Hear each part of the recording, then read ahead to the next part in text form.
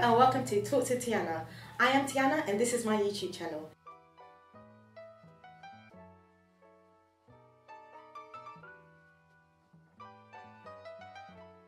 Today I'll be having a special guest on my channel, so watch out and see who it will be.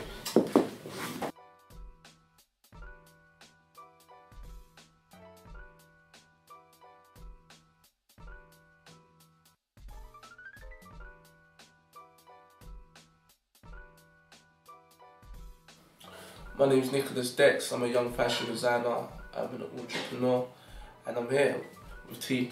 Hi! Enjoying myself with no tea.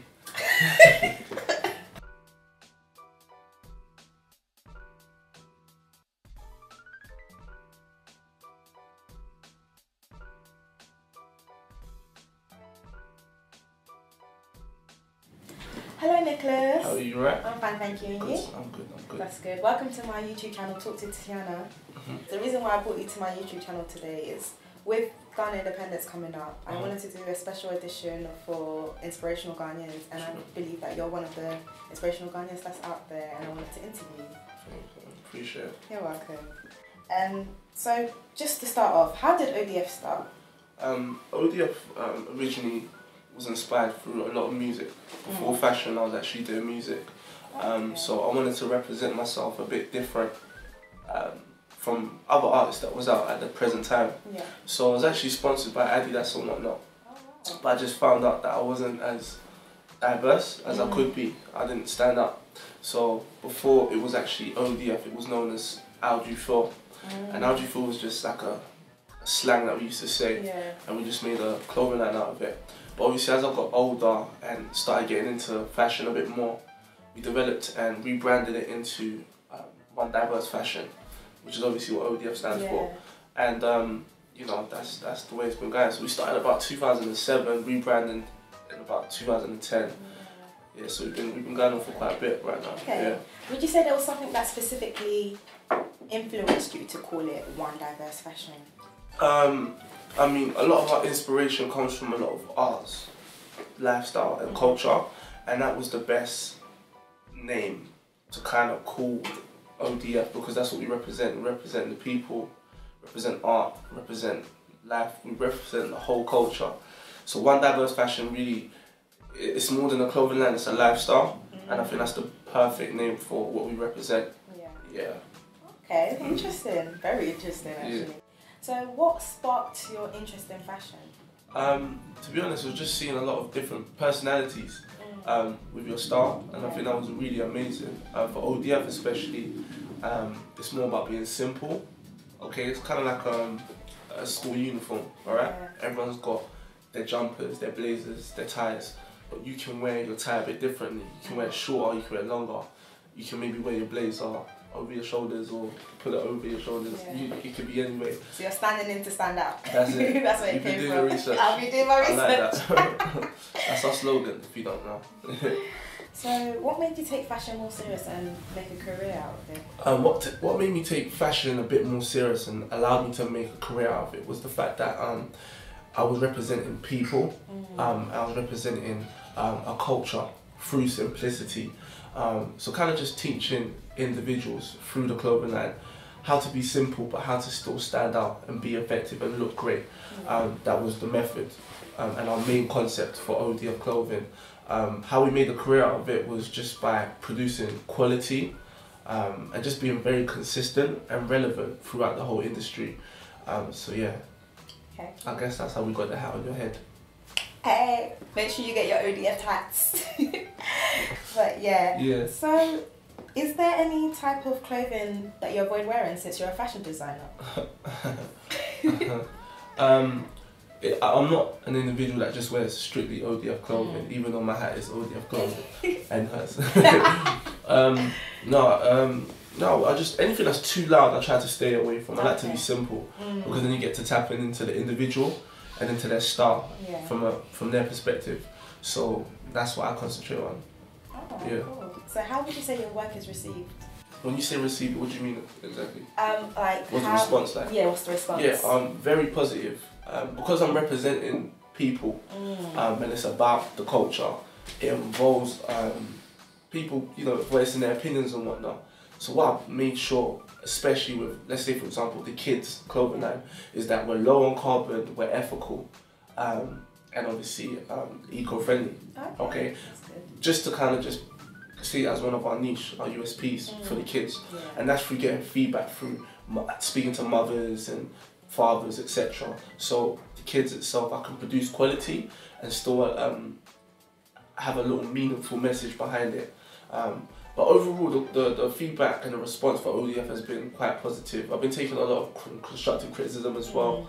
And what I love the most is that people are really understanding our focus point, you know, our concept, and I think that's just perfect. It's all about being simple. That's cool. Yeah, classic. You mentioned USP. What would you say ODF's unique selling point is? Pretty much the fact that we involve different cultures at one time and allow them to wear something so simple, and we're more of an eco-friendly brand. Okay, so the quality is still there, but then we're still a bit more, you know, exactly, yeah. So that's why it's one diverse. So even though diversity is still all one. Correct. Oh, interesting. She just worked it out. Someone give her a name. You've done well. You've been researching. Don't worry, I have. What is your biggest lesson you've learned since you started your own business? Biggest lesson is learning that failure is actually success if you learn from it. And a lot of people don't understand the meaning behind that, but that's just understanding that, you know, once you fail, if you do, and you learn from it, that's actually a success itself. And that's something that I've personally learned the most throughout the whole industry. You know, there's been times I've done something and I've got it wrong, but it hasn't stopped me. It's inspired me more to get it right. And that's why I feel like I'm still here, because I'm willing to take a calculated risk. Whereas a lot of people would avoid that. You know, you can never get anything perfect, but you have to, you know, perfect your ways in what you do. So what would you like to achieve before the end of the year? Just get your whole wardrobe full of ODF. Don't worry, I'll try to make sure that happens, yes. Okay, we can do that in a day if you want. Oh, don't worry, we'll do it. No, it's quite hard to say, but there's a lot of achievements, you know, there's a few awards that we've been nominated for, so by God's grace, if we could take some home, that would be a great achievement for us. Pretty much just work on making it more of a global brand, alright, because I understand we're very local within the community. So what, you're trying to be like the next Tom Ford, Ralph Lauren, yeah? I'm trying to be the next ODF. I don't know about that. Alright, yeah. Fair enough. No shade to Tom Ford. I respect him. So how did you get a big name for yourself, becoming ambassadors for Solar and ABN? The minute you wore the clothes, it just popped off in me. Really? Oh wow. To be honest, I think it's just being relevant and consistent, because a lot of people come and go, even with musicians. You know how fashion is. You know, a minute ago we was all wearing jackets with spikes on. Now it's not in fashion. So we've been able to be consistent through all of that, being on ASOS, being in shops, doing fashion shows, London Fashion Weeks, and still been bringing something different. And I think my aim is to get better instead of trying to just make a certain amount of profit. You know what I mean? There's an aim for us to get better and to be established as a lifestyle brand. And because of that, I think the people have taken into the concept and they're able to grow up with it. And that's the whole idea of ODF clothing, you know, when you're 40 with your kids and whatnot. They'll still be there. Exactly, you'll be wearing it as well as they will as well. So it's kind of like a lifestyle brand, something you can grow up with as well. Okay. So, you know, who is Nicholas Dex? Like, you're known for ODF, but I think what people really want to know is, who are you? What's behind ODF? What do you do? What are you interested in? And what do you get up to, really? I'm a really ambitious individual. Definitely, I can see that. I'm very driven and focused, and I'm an individual that really wants to come and leave a legacy. I think that's the most important thing. Also to inspire the people around me and people that are looking at me as well to achieve better than what I've achieved, if that makes sense. Because that's where the motivation comes from, you understand? Because let's say, for example, you're doing this interview right now, there's someone out there that wants to do something very similar, and just because of this interview, you've inspired them to get up off their seats, stop being lazy. You mean that, stop being lazy? Do you know what I mean? Or a fashion designer that really wants to make something happen for themselves and they don't know how to go about it. You know, the procrastinating has to stop. You actually 2015, no year of procrastination, year of action. You actually have to like go out and research. You can't wait for these opportunities to come your way. Network is key. Yeah, definitely. Very key. So yeah, I think does that answer your question? Yeah, it does. It does a bit. Yeah, I'm interested in a lot of different things as well. Okay. So as well as I told you about Rip the Runway UK, I'm an ambassador. I'm actually an executive producer for a lot of TV shows that's coming up soon. I don't want to talk too much. Don't worry. Don't want to give too much away. And yeah, just a lot of events I'm behind, a lot of different projects. But with ODF Clothing, we are actually extending it. So right now we have like accessories, kids as well, and other stuff as well. We're actually even getting into art exhibition as well. Oh wow! Yeah, because of a lot of inspiration comes from that era. We're gonna focus. Okay. You heard it here first, guys. Art coming soon. Coming soon. So how did you feel when London Fashion Week contacted you saying that they wanted your line in their show? Yeah, I mean when they contacted myself, they said they wanted something very young, creative, something different as well, and they liked the way we portray ourselves as a brand. So I thought it was a great opportunity, but it was time for me to actually really just take it all in and kind of just really use the opportunity to inspire others and to inspire myself by producing quality work, and I think I was able to definitely do so.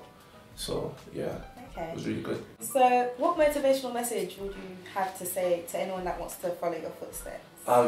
It's quite simple. I don't want to sound like a cliche individual saying this, but yeah, nothing works unless you do.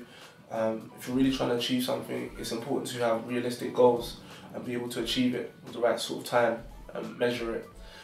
Also, always be optimistic about what you want to do, but at the same time, be realistic as well. And just follow it through with faith, and most importantly, work hard as well as working smart, because a lot of people work hard and forget to work smart. So that's something I would definitely encourage people to do. Okay. Yeah. Well, thank you for coming to my Thank you for having me, I appreciate it. Thank you for watching. Please don't forget to like and subscribe, and I'll see you soon. That's all. Yeah, ODF Clothing, we're literally all over the gap. If you type us in, you'll see us. ODF Clothing, One Diverse Fashion, Nicholas Dex.